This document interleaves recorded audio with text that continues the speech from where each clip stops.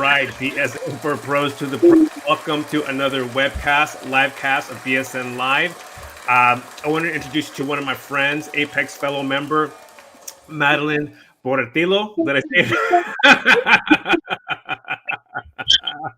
Yeah, that works. Even though I'm like Hispanic, it's hard for me to roll those R's once in a while. It's the double R's. As being a half Mexican, I still have trouble doing it. Like, even myself, I'm like, Barrillo, like. Yeah, you really have to like say it. If I say it like Anglo, like if I say it like, but it doesn't come out right. So I have to really push it. I feel you there. I understand. And then I'm like, oh, this guy. How's your morning going? Oh, it's not too bad. Kids are just being kids is normal. So yeah, it's fine. So let you guys know we try to Madeline's a mom. She's got 3 kids. 3 kids? 3 of them. All little ones, and that's a lot of work. So I prompts to you. So let's talk about what you're up to, who you are, what you're doing. And Madeline right there, if you guys don't notice, Madeline's like eyeballing her kids because she's like, oh, these kids are about to get me. So if you're an entrepreneur, if you're a mom or a father, make sure in the comments below you put #mom, go mom, family, because we're all out here trying to push ourselves to be better, to do better for our families, for ourselves. So Madeline, how's your morning going? Let's talk. Oh, it's going good so far. Kids are being kids, as far as, the whole everyday life thing with kids. So currently what I actually do is I have my own business, Tiger Shark Marketing. And, I focus on things like social media, and we also build websites. So if you need any type of website built, happy to help you guys there. I build everything from simple to more like complex websites.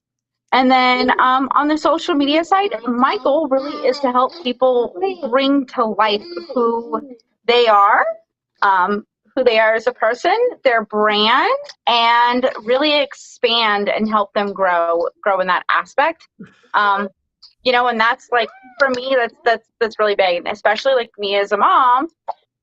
One thing that I focus on is bringing like other moms around me, other family around me, other parents, and I try to teach them like, how to really deal with kids and being an entrepreneur, and then also deal on the other side of growing their social media platforms, whether it be a group or anything like that along those lines. Yeah. So what I know we hear the little kids. They're like, I see the hands coming in. Yeah. So and I've been there before. I understand how much patience does like have you like grown or developed? Because like for me, I have 3 kids. We're the same page, right? I remember my first one. I was like, the second, now the third one, it doesn't really matter. So actually, what's really funny about this is I'm also a Generation Mindful affiliate and stuff like that. And so one of my biggest things is gentle parenting.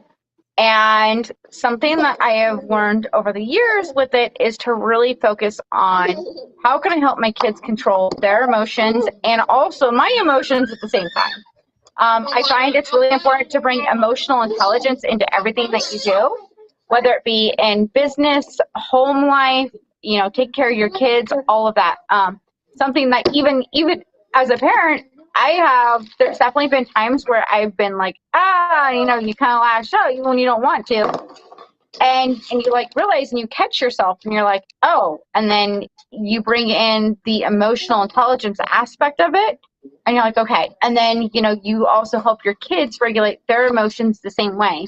You find ways that helps them calm down, different breathing techniques, different, getting down on the ground with them, facing them face to face, that type of deal. That really makes a huge difference just in general, and especially as a parent and literally as an entrepreneur. One of the things that I find that I'm helping a lot of people with is actually their emotional intelligence side and bringing that side to the table to where they're able to calm their emotions a lot better than the normal.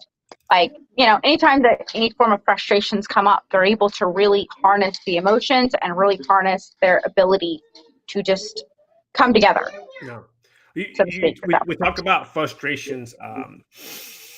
There's a lot in being an entrepreneur, being on social media. You're going to deal with a lot of frustrations. Like frustration is probably like one of the things. What is the one thing that you see a new client like lead client, when you have a new client or someone that says, "Hey, I'm going to start with social media. I'm going to start marketing myself or start marketing my business." What is that? What is the frustration that they start? What's that one thing they're dealing with their frustration? What are they dealing with? Honestly, one of the number one things that I find that entrepreneurs and just people in general are dealing with when it comes to social media is they don't know how to express their emotions and express what they're trying to say online and really brand themselves. I find that a lot of entrepreneurs and just people in general, they're just all over the place, right? And then they're airing a lot of their dirty laundry.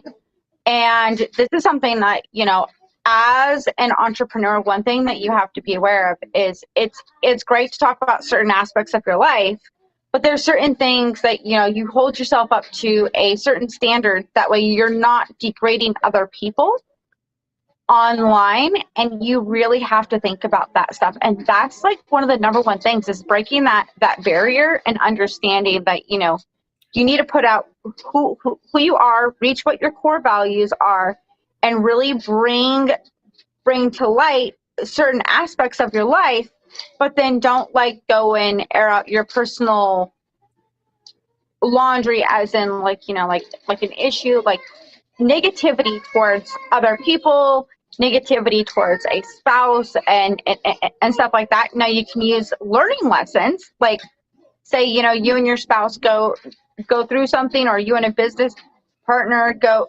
through something. You can bring to light the situation and then talk about how you've worked on that situation. Yeah. And then that brings about the emotional intelligence side. So a lot of things, when I tell people when they're creating their post, you want to bring the emotional intelligence aspect to it. You want to bring engagement and excitement, and you always want to add some form of call to action. When it comes to social media, your postings, your video, you always want to do something to make it so that people will respond in some way to your postings. And so anytime, like I said, that you're airing whatever type of lesson that you're teaching or talking about, or your home life or whatever, you always just want to make sure that you keep it to a certain way. Because like I said, I have seen so many people destroy themselves on social media just by posting like things that really it doesn't fit who they are really as a person in their core. Sure. When we talk about call to action, give us an example of what a call to action is. Like like if you say, I'm going to create a post, what kind of call to, what is it? Because some people don't know what a call to action. Sometimes we use these terms that people don't understand. So explain what a call to action is. So a call to action, a really great way to think about it is getting a reply, a response. So for instance, there's a post where I'm like, what are you guys up to today? It can be as simple as that. It can be as simple as, what's your favorite color? Or what did you do today that taught you something? What was something that you learned? It's a simple way to get somebody to respond below in the comments. And then also just like what you did earlier there, putting hashtags and stuff, that's perfect. And the other thing is, with the algorithms, you want to use about 3 to 5 hashtags. And with every hashtag that you do, you always want to have one hashtag that always remains the same. And that is a consistent hashtag that you use that brands yourself. So for instance, in groups, one thing that I always am a huge proponent of is I tell the owners of these groups to make sure that you're putting hashtag owner and then like their name or whatever code name that they want to give themselves.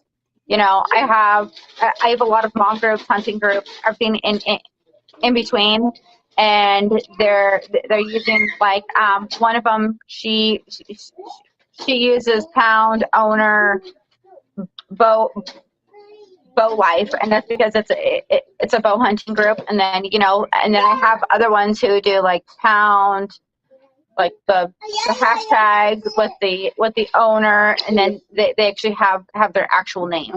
And the goal there is to make it so that you're creating that so that it pops up more often, and then when you create that call to action, it actually doubles up on that within the algorithm, because as people are responding, that hashtag also becomes a lot more visible in the back end of the AI, which is something that most people don't know.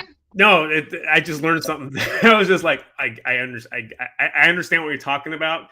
And I think you people that, in order to understand that, you have to have either a Facebook group, or you have to have something where you're running so you kind of understand what you're talking about there.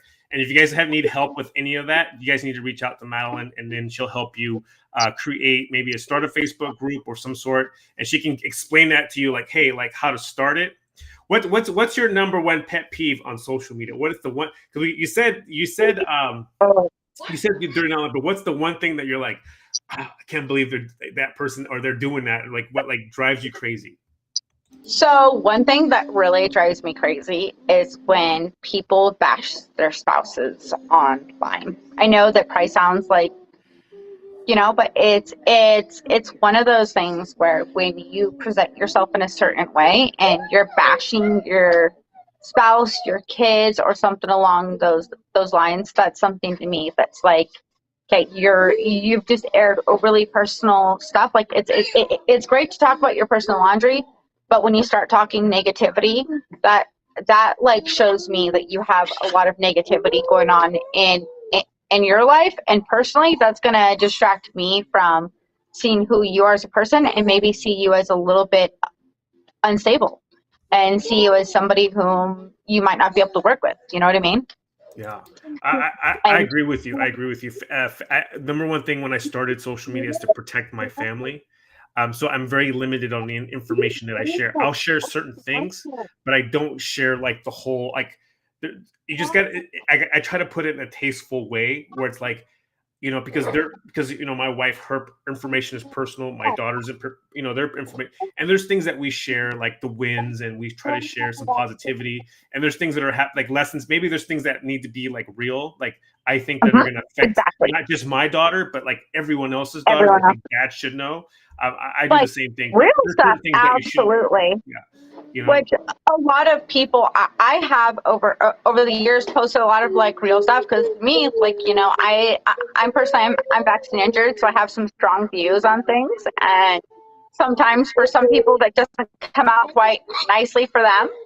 What they see and stuff,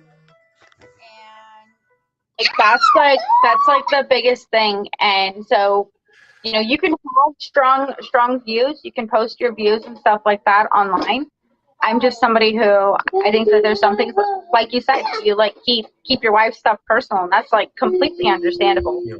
And like me, because I'm like helping people create full circles, so I'm like connecting their TikToks with YouTube and their groups and Twitter and a bunch of their platforms like LinkedIn, and then we create this big massive circle, And so the big thing there is just making sure that everything stays congruent to their message. Yeah. No, I get you. Where do you see yourself in a couple of years? Like what? Like now that you have your agency, you're helping people. Where do you see yourself in 5 years from now? Like because we talked about this before in the past. We're like, it took a couple of years to build where we're at.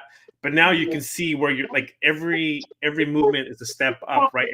It takes time. So in 5 years, what's your vision for Madeline? Where do you see yourself? Honestly, in 5 years, hopefully my husband's going to be retired by then.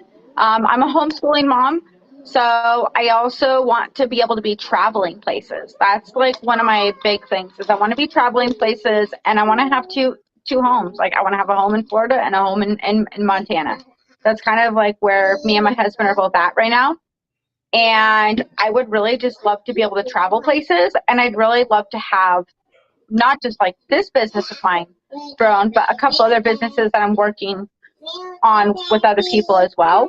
I feel like with everything and the expansion and the growth that's possible, I want to just continue building that. And I really want to build out my my legacy, because me personally, I have a lot of health conditions where, I don't know how long I really have. It's just one of those things where it's like eventually stuff is going to catch up, and that's how it is.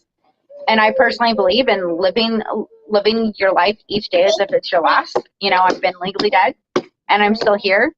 And so to me, it's one of those things where I just want to be living life, and I want to be having a good circle of people around me. That's my biggest thing, is living life and having an amazing circle of good people. Yeah, I'm with you. I'm with you. That's where I want to be. Thank you, Madeline, for your time. I appreciate you. You guys, if you guys need help with social media marketing, if you need help with building your Facebook group, or if you just want to reach out to Madeline, send her a friend request, connect with her. She's probably on every platform. You have every platform out there? You should. I'm on quite a few platforms. Yeah. Some of the other ones. So Twitter, I've been on and off on that one, and I actually have a few different names on that because I also manage other people's accounts. Sure. So when I'm doing that stuff, it's mainly off of other accounts as well. I got you. And then I have a couple other. I had a YouTube at one point, and I deleted it, and I'm going back to building my newest YouTube back up. So I'm getting back to my whole thing again. Well, either way, we're going to put your link on top of the video so people can reach out to you. Send her a friend request, guys. Madeline, thank you so much for your time, and you have a great day. I'll talk to you later. Thank you too. Have a good one.